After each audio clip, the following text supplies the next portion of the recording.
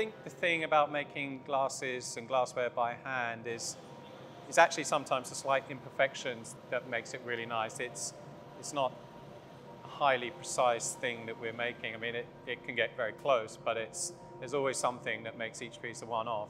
Some of the techniques, they have to be different. Like when we did the trails for Maker and Son, when we're doing those, each one's going to be a little bit different. That makes it a really special item.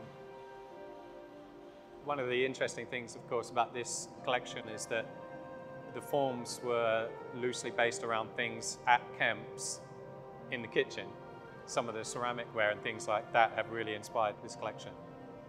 The idea of being a craftsman is really quite a special thing for me, and I think for both of us, because we sort of sit at the end of a very, very long line of very skilled people.